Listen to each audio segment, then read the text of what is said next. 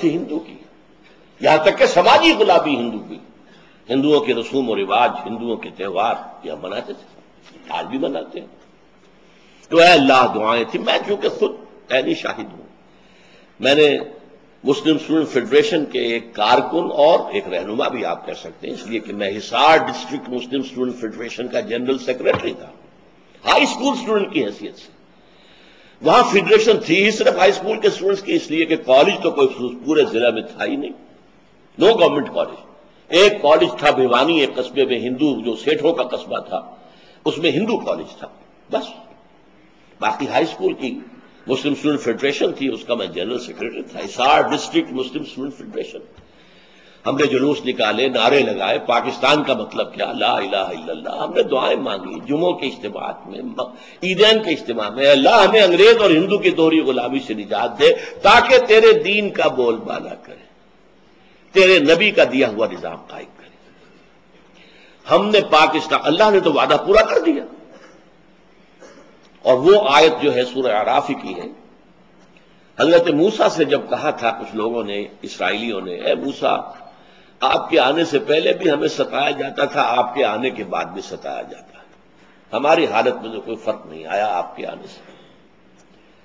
تو انہیں جواب دیا گیا، اللہ تعالیٰ نے جواب دیا، قل اے موسیٰ ان سے کہہ دو، عسیٰ ربکم ان یہلک عدوکم، اب قریب ہے وہ وقت کہ تمہارا رب تمہارے دشمن کو ہلاک کر دے، فرعون اور اس کے لاؤ لشکر کو تباہ کر دے، غرق کر دے، وَيَسْتَخْلِفَكُمْ فِي الْأَرْضِ، زمین میں تمہیں حکومت دے، طاقت دے، فَيَنْظُرَ كَيْفَ تَعْمَلُونَ، پھر دیکھے گا تم کیا کرتے ہو۔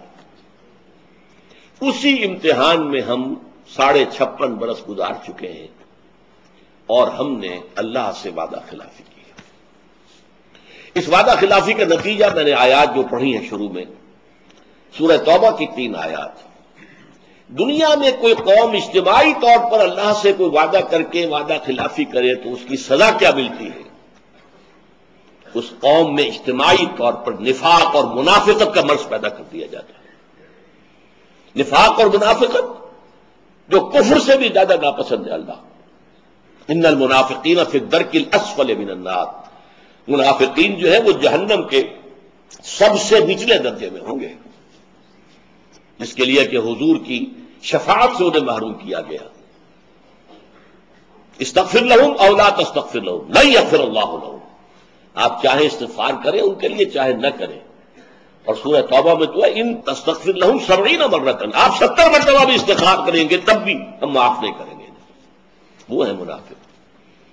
چنانچہ ان آیات میں کیا کہا گیا، میں نے بارہا اس کو بیان کیا ہے۔ وَمِنْهُمْ مَنْ عَاهَدَ اللَّهَ، مدینے کے منافقوں میں ایک قسم ان کی ہے جنہوں نے اللہ سے ایک عہد کیا تھا، لَئِنْ آتَانَا مِنْ فَضْلِهِ، اگر اللہ ہمیں اپنے فضل سے نواز دے گا، غنی کر دے گا، دولت مند کر دے گا، لَنَصَّدَّقَنَّ، خوب صدقہ خیرات کریں گے، وَلَنَكُونَنَّ مِنَ الصَّالِحِينَ، اور ہم نیک لوگوں میں سے ہو جائیں۔ فَلَمَّا آتَاهُم مِّن فَضْلِهِ، جب اللہ نے انہیں اپنے فضل سے نواز دیا، بخلوا بِهِ، اب بخل سے کام لیا، تجوریوں کے دروازے مقفل، بخلوا بِهِ، اور انہوں نے اللہ سے اعراض کیا۔ اس لیے اللہ تعالی نے فَعَاقَبَهُمْ نِفَاقًا فِي قُلُوبِهِمْ، اللہ نے ان کے دلوں میں نفاق کی بیماری پیدا کر دی۔ إِلَىٰ يَوْمِ يَلْقَوْنَهُ، یہ خطرناک ترین الفاظ ہیں اس سورت کے۔ وہ نفاق قیامت کے دن تک قائم رہے گا، برقرار رہے گا، نکلے گا نہیں۔ یہ اللہ جب یہ میں پڑھتا ہوں، حال عام طور پہ میں رک جاتا ہوں، یہ الفاظ ادا نہیں کیا کرتا۔ عَاقَبَهُمْ نِفَاقًا فِي قُلُوبِهِمْ پہ بات ختم کر دیتے ہیں، آگے کے الفاظ زردہ طاری کرتے ہیں۔ إِلَىٰ يَوْمِ يَلْقَوْنَهُ، اس دن تک جو ملاقات کا دن ہوگا قیامت کا، اس وقت تک نفاق یہ رہے گا۔ بما اخلف اللہ ما وعدوه، بسبب اس خلاف ورزی کے جو انہوں نے اللہ سے وعدہ کیا ہوا اور اس میں خلاف ورزی کی، وبما كانوا يكسبون، اور وہ جو جھوٹ بولتے رہے کہ ہم ایسا کریں۔ تو پاکستانی قوم اس وقت اس اعتبار سے اجتماعی منافقت کا شکار ہے۔ کچھ افراد ہیں جو لگے ہوئے ہیں، کوشش میں رہے اور ہیں اب بھی، کہ یہ قوم جو ہے بھٹکی ہوئی اپنی راہ اپنی منزل کو دوبارہ یاد کر لے. کبھی بھولی ہوئی منزل میں یاد آتی ہے راہی کو.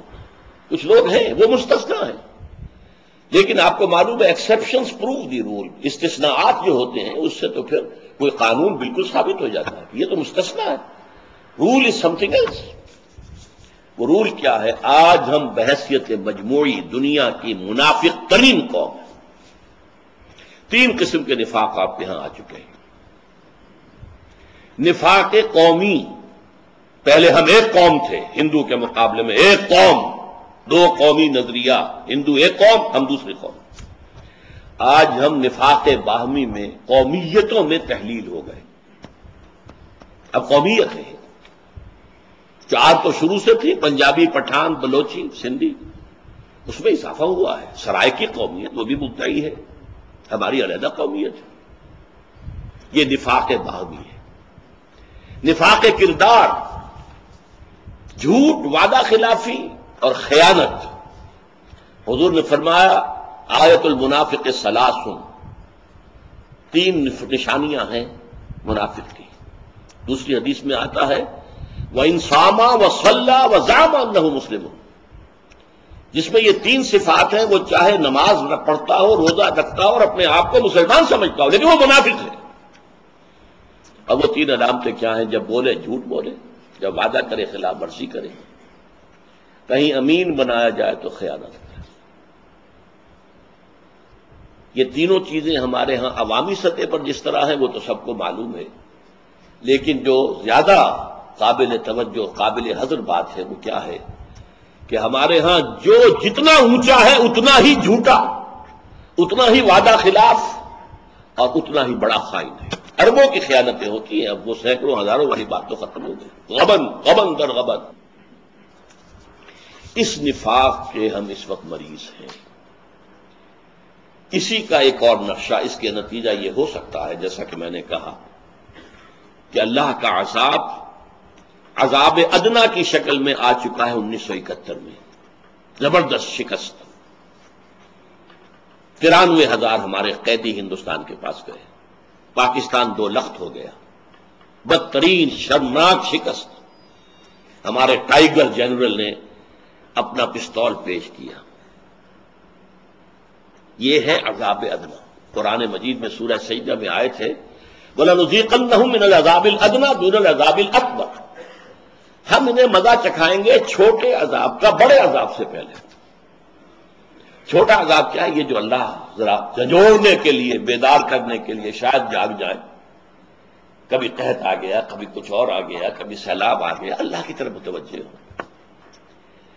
لیکن یہ کہ ہم نے اس عذاب ادنا جو حادثہ تھا اس سے کوئی سبق حاصل نہیں کیا. پھر عذاب اکبر ہے جو اب سر پر کھڑا ہوا ہے. اور عذاب اکبر دنیا میں، ایک تو آخرت کا عذاب ہے. دنیا میں عذاب اکبر کیا ہوتا ہے؟ کسی قوم کو جڑ سے اکھاڑ پھینکا جائے. جو دنیا میں آتا رہا ہے قوموں کے اوپر، قوم نوح پر، قوم ہود پر، قوم صالح پر، یہ کون سا عذاب تھا؟ فَقُطِعَ دَابِرُ الْقَوْمِ الَّذِينَ كَفَرُوا. ان کی جڑ کاٹ دی گئی. جڑ اگر رہے تو پھر دوبارہ وہ پودا اگ سکتا ہے. جڑ سے اکھاڑ لیا جائے تو اب پودے کے دوبارہ اگنے کا کوئی امکان نہیں. یہ بھی الفاظ آئے ہیں لا یرا الا مساکنہم، کہ اب ان کے مسکنوں کے سوا کچھ نظر نہیں آتا. قوم سمود کے جا کر وہ محل دیکھ لیجئے جو انہوں نے چٹانیں تراش تراش کر بنائے تھے، ان میں رہنے والا تو کوئی نہیں. اور یہ الفاظ بھی آئے ہیں کہ جیسے وہ کبھی آباد ہی نہیں، کالم یغنو فیہا، کوئی تھا ہی نہیں. نسیم منسیہ وہ عذاب ہے اکبر.